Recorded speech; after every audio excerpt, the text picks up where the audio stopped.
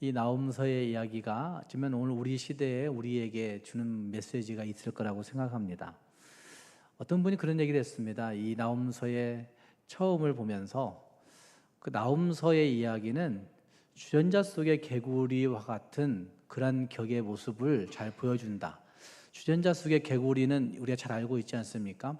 개구리가 주전자 속에 이미 들어가 있습니다. 그리고 그 주전자는 불 위에 올려서 가열이 되고 있습니다. 처음에 들어갈 때 주전자 속에 들어간 개구리는 그 온도가 그렇게 크게 뜨겁지 않고 괜찮다 생각하는 것 같습니다. 그러나 그 속에 점점 불이 가해짐으로 말미암아 그 온도가 높아진데도 불구하고 개구리는 여기가 좋사오니 하다가 결국은 거기에서 삶아 죽는 일이 벌어지게 많은 거죠.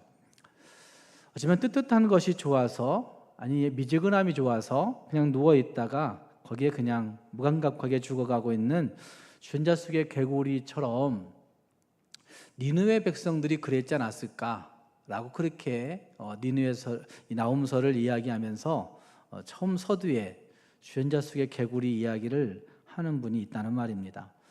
그 이유는 요나서와 함께 이 나홈서가 니느웨에 대한 경고를 담고 있기 때문에 그렇습니다. 이것은 1절 말씀이 명확하게 이야기합니다. 니느웨에 대한 경고, 곧 엘고스 사람 나홈의 묵시의 글이라 라고 그렇게 시작하면서 니느웨에 대한 심판의 메시지를 담고 있는 말씀이 여기에 등장하고 있고, 물론 3장에 가서 한두 구절 가운데 3장 8절 말씀부터 10절 말씀의 구절 가운데 노아몬이라고 하는 그 지명이 거기에 등장하고 있는데, 네가 어찌 노아몬보다 낫겠느냐라고 하는 그 노아몬이라고 하는 그 지명은 애굽의 도시라고 알려져 있고, 그 애굽의 도시 노아몬의 멸망이 잠깐 언급되고 있긴 하지만 전체적으로 나홈서의 3장 전체가 니느웨에 대한 심판의 메시지를 담고 있음에 틀림이 없습니다. 또 한 가지 이 나홈서의 특징 중에 한 가지는 자연에 대한 묘사가 참 많이 등장한다는 겁니다. 회오리바람, 광풍, 구름, 바다, 강, 불, 꽃, 산, 바위, 물, 가시덤불, 지푸라기, 노송나무, 비둘기, 사자, 숫사자 등등 한 50여 개의 종류에서 50여 개의 군데에서 자연에 대한 묘사들이 참 자세하게 상세하게 묘사되고 있는 것도 나홈서가 가지고 있는 특징 중에 하나입니다. 나홈서 1장은 니느웨에 대한 심판을 선포하고 있고, 나홈서 2장은 그 심판이 어떤 모양으로 나타나는가 그 심판을 묘사하고 있고, 나홈서 3장은 그 심판이 왜 필연적으로 임하는가 그 필연성을 증거하고 있는 말씀이 이 나홈서에 등장하고 있습니다. 그것 가운데 저는 1장 말씀을 여러분들에게 소개한 이유는 이 나홈서의 이야기 가운데 우리가 진짜 보고 확신해야 될 것은 심판을 명하시는 하나님이 어떤 분이신가 하는 것을 볼 수 있어야 된다는 것입니다. 나홈 선지자는 분명히 니느웨를 향하여 하나님의 심판의 경고를 내리고 있습니다. 그런데 요나 선지자가 있었던 그 시대와 비교해 볼 때 한 150년이 흘러간 시대에 지금 이 나홈서가 쓰여지고 있다고 그렇게 이야기합니다. 그런데 요나서와 이 나홈서의 결과의 모습은 매우 다릅니다. 요나서의 결과는 우리가 잘 알고 있듯이 요나가 가서 선포하기 싫었지만 하나님의 심판을 가서 선포했더니 어떤 일이 벌어지죠? 그 니느웨 성이 회개하고 돌아오는 일이 벌어집니다. 그러니까 하나님 앞에 심판이 선포됐는데 그 백성들이 회개함으로 돌아오고, 그리고 하나님은 그 니느웨 백성들을 심판을 참으시는 그런 모습으로 용서해 주시는 하나님의 모습이 거기에 나타나고 있습니다. 그러나 나홈서에서의 모습에서는 그 심판을 예언한 후에 그 나라가 어떻게 되죠? 멸망받아 심판을 받아 폐허가 되어버리고 있는 그런 모습이 나홈서에 등장하고 있는 겁니다. 왜 둘의 결과가 달랐을까? 왜 다를까요? 요나서와 이 나홈서의 결과가 왜 다를까? 똑같이 하나님의 심판이 선포되었고 그 심판의 반응을 보이는 그들의 모습들이 거기에 있긴 하지만 어쨌든 그들의 결과는 매우 다른 모습이었더라. 왜 달랐을까요? 심판의 모습, 심판의 선포 가운데 반응하는 반응이 달랐기 때문에 하나님 앞에 회개하고 하나님 앞에 나아오는 그들의 모습이 있었는가 반면에 나홈서의 심판의 메시지 안에 그들의 회개가 등장하지 않았기 때문에 그들은 폐허가 되는 멸망을 당하고 만 것이다, 이렇게 이해해 볼 수 있습니다. 어쨌든 이 나홈이 선포하고 있는 이 니느웨는 지금도 가끔 이라크에 관한 이야기할 때 모술이라고 하는 지명이 등장할 때가 있는데, 그 모술이라고 하는 곳이 니느웨라고 그렇게 이해합니다. 어쨌든 그 모술이라고 하는 니느웨는 지금도 군사가 주둔하고 있고 사람들이 살만한 동네는 못 되는 그러한 형상인 것들을 보면 어쩌면 나홈서에서 이야기하고 있는 그 니느웨의 심판, 멸망의 이야기는 하나님이 그대로 실현시켜 버렸던 것들을 볼 수가 있습니다. 오늘 읽었던 말씀 가운데서 하나님은 어떤 분이신지 하는 것들이 적어도 5가지 정도로 묘사되고 있는 것을 볼 수 있습니다. 그래서 이 5가지 하나님의 모습을 소개하면서 하나님의 모습과 그리고 내 모습, 오늘 우리가 제2의 요나가 되지 않아야 될까, 제2의 요나가 돼야 되지 않을까라고 하는 그런 생각에서 제2의 요나라고 하는 제목을 적어보았는데, 우리 모두가 하나님의 성품, 하나님의 모습을 살펴보면서 오늘 이 시대에 내가 제2의 요나가 되어야 되겠구나, 이렇게 다짐해 볼 수 있는 여러분들이 될 수 있기를 바랍니다. 함께 읽은 말씀 가운데 등장하고 있는 처음 하나님의 묘사는 2절 말씀에 보여지고 있는 말씀인데, 여호와는 무엇 하시는 분이시죠? 질투하시며 보복하시는 하나님. 질투, 보복 따로 떼어지면 너무 많아져서 질투하시며 보복하시는 하나님을 하나로 보려고 합니다. 이 말씀은 십계명에도 등장합니다. 내 하나님 여호와는 질투하시는 하나님인즉 나를 미워하는 자의 죄를 갚되 아버지로부터 아들에게로 3, 4대까지 이르게 하거니와 라고 말씀하신 말씀이 등장합니다. 그러니까 질투하시는 하나님의 모습 가운데 그 다음은 보복하시는, 그 질투에 그냥 끝내지 않고 질투에 분명히 갚으시는 하나님의 모습이 출애굽기에도 이 십계명을 소개하는 이 구절에서 분명하게 소개되고 있는 것도 볼 수가 있습니다. 어쨌든 질투하시며 보복하신 하나님의 모습을 나홈이 소개합니다.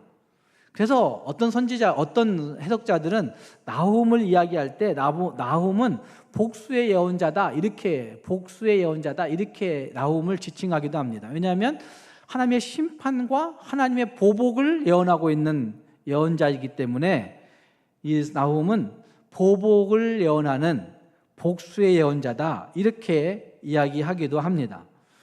참 불명예스러운 것이지만 그가 하나님께로부터 받은 말씀은 그래 질투하고 보복하시는 하나님, 그래서 그 심판이 그대로 이루어지는 그런 모습이 거기에 나타나고 있기에 불명예스럽지만 나홈은 보복의 선지자, 복수의 선지자라고 그렇게 별명이 붙어 있기도 하다는 말입니다. 하나님은 하나님께 거스르는 자들에게 보복하시는 분이시라고 하는 사실이 여기에 나타나고 있습니다. 이렇게 볼 때 오늘 우리들에게 스스로 물어볼 수 있는 말씀이 있습니다. 오늘 나는 하나님의 보복받을 만한 그런 모습의 사람들은 아닌지, 하나님께 거스르게 하는 자들, 하나님을 질투하게 하는 자들은 아닌지 하는 생각을 해볼 수 있어야 됩니다. 개인의 문제가 아니라 사실은 니느웨는 나라의 문제잖아요. 그렇게 볼 때 어쩌면 우리 민족은 어떠할까라는 생각을 물어볼 수 있어야 됩니다. 하나님 앞에서 우리 민족은 혹시 하나님의 보복을 불러일으키고 있는 민족은 아닐까라는 생각을 해봐야 된다는 말입니다. 왜냐하면 나홈서가 이야기하고 있는 그 말씀 가운데 첫 번째 하나님은 질투하시고 보복하시는 하나님이시라고 분명하게 선언하고 있기 때문에 그렇습니다.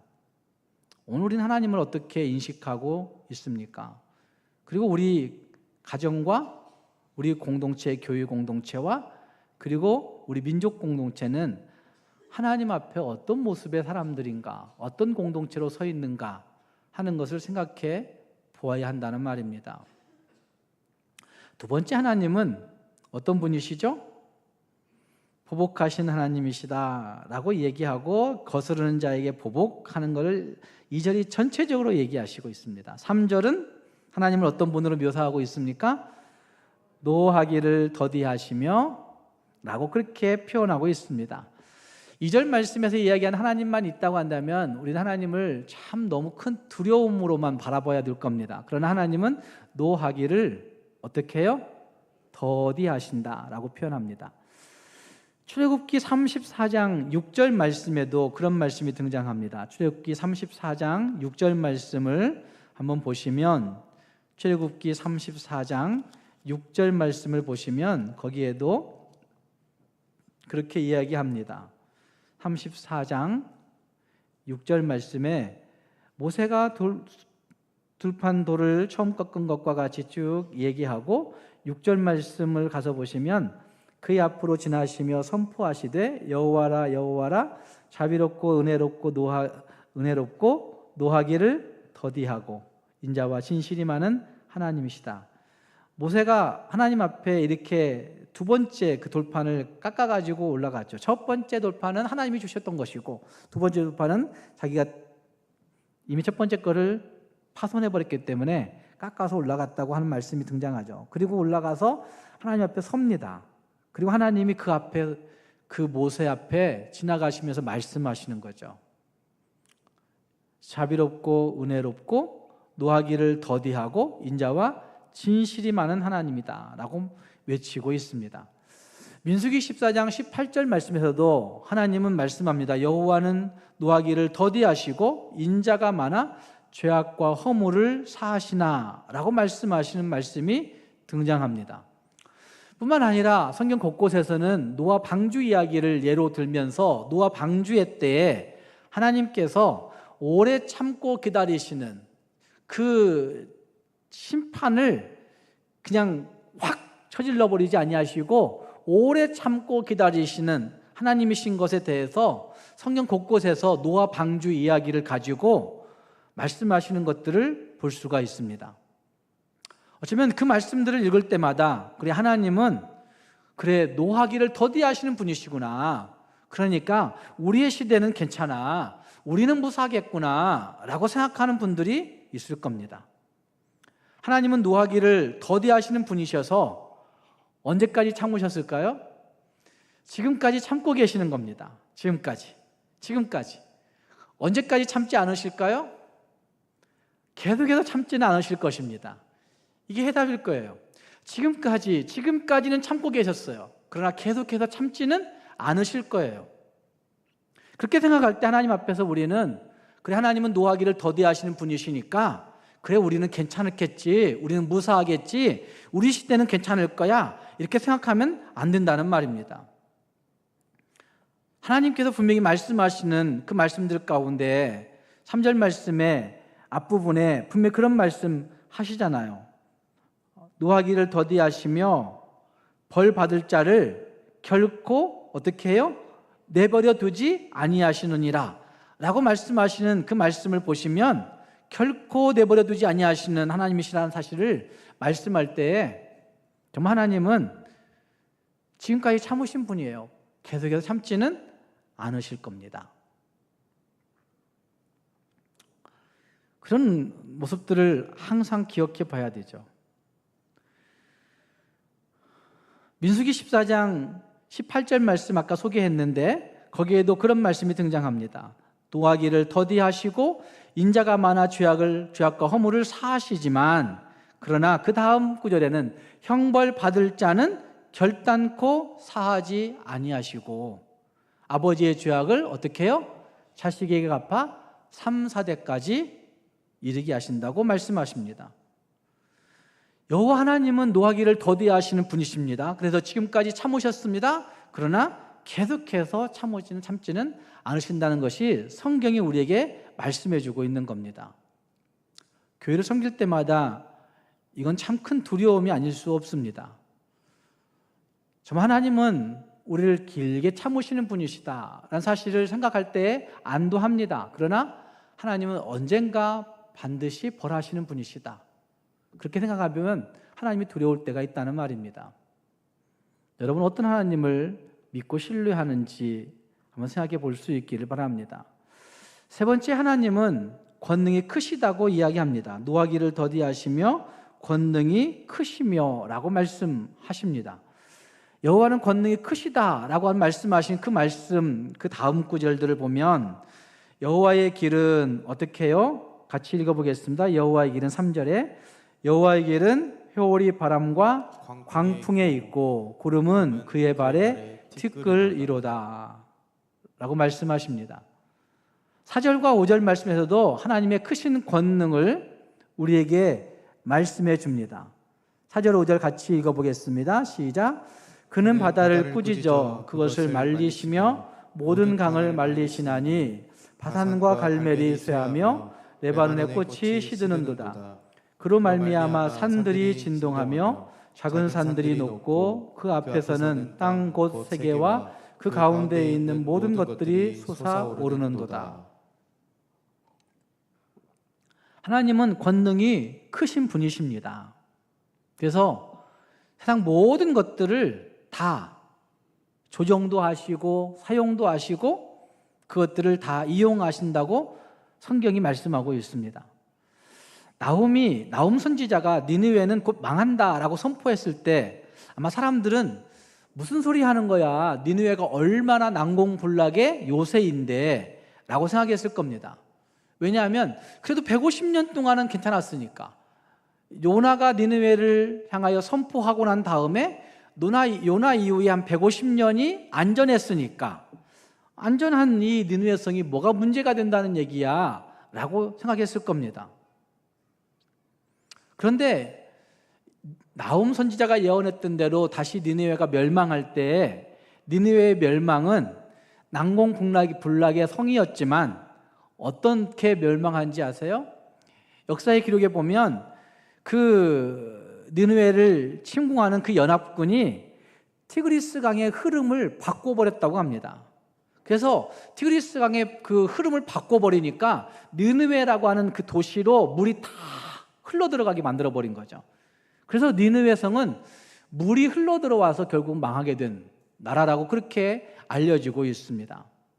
그리고 물이 흘러들어옴으로 말미암아 그들이 정신 못 차리고 있을 때 그 연합군이 그 니느웨를 점령해 버리는 겁니다.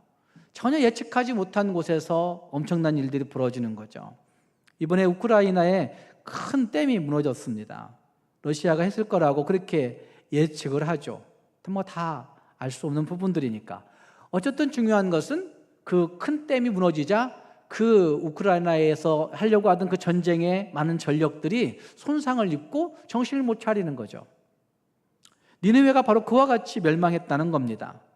8절 말씀을 보면 그런 말씀하죠. 그가 범람하는 물로 그곳을 진멸하시고 자기 대적들을 흑암으로 쫓아내시리라. 이 말씀 그대로 니느웨 성은 멸망했더라. 역사가들은 그렇게 이야기합니다.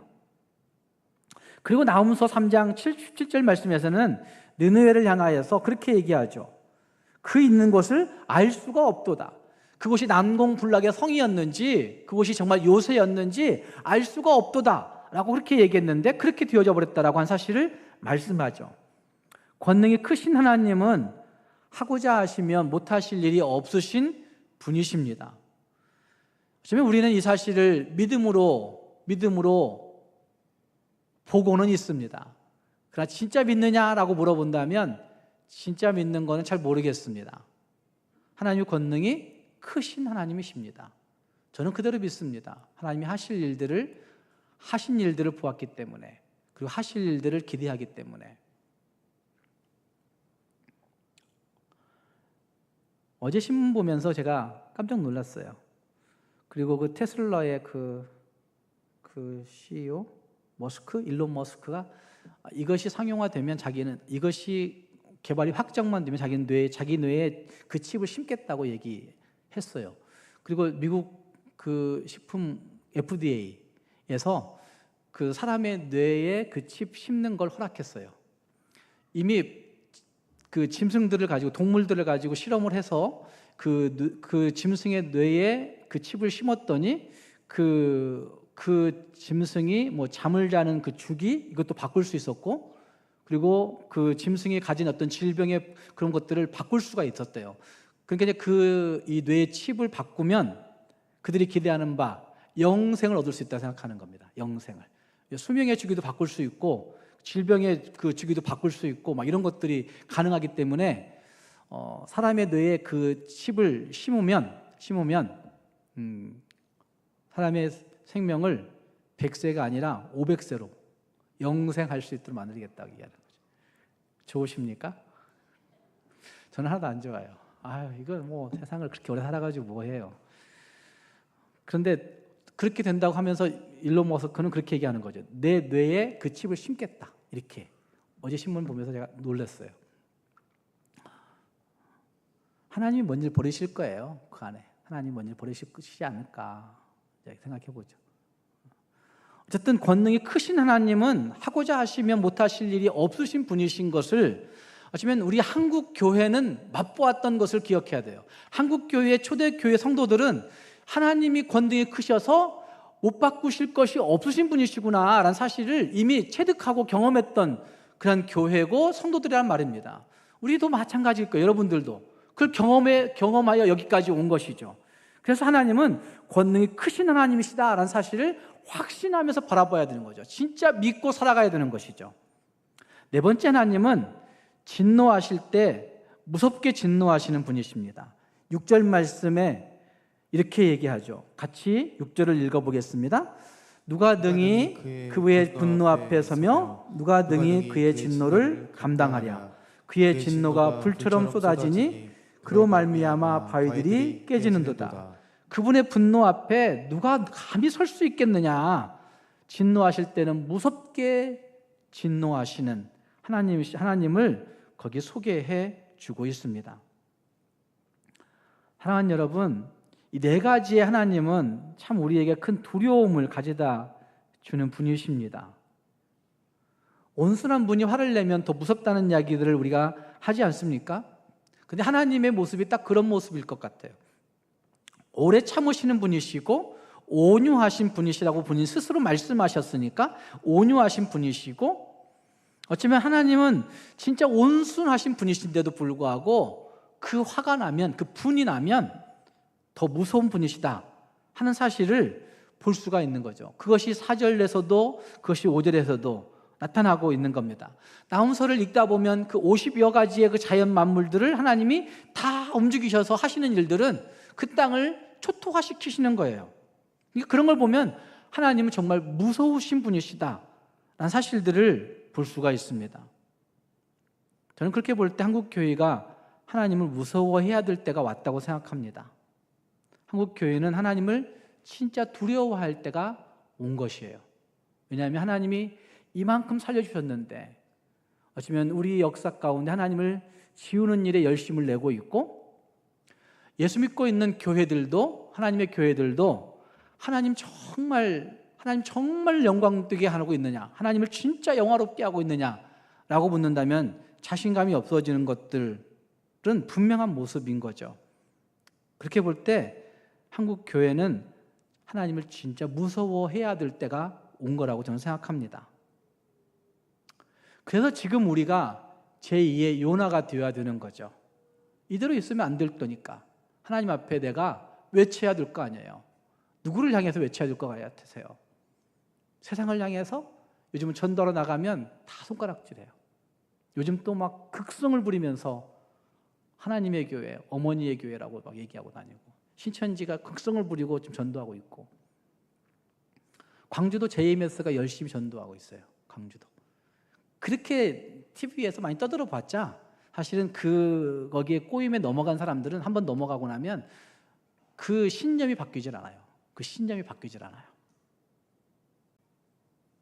교회는 전도를 못하고 있고 그들은 열심히 전도하고 있고, 전도하자 해도 여러분 움직이지 않고, 그리고 그들은 열심히 전도하고 있고, 한국 교회가 두려워해야 할 때가 온 거예요. 하나님을 두려워해야 할 때가 왔다고 생각합니다.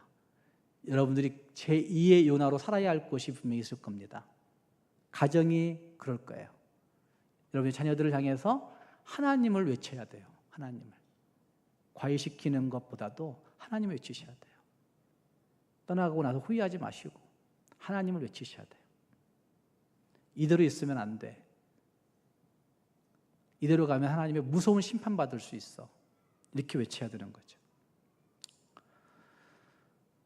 1884년에 맥클레이라고 하는 미국의 감리교 선교사가 한국에 와서 맨 처음 한 일이 고종 황제를 아련하는 일이었습니다. 그리고 맥클레이 선교사는 고종 황제를 아련하고 황제에게 이렇게 구합니다.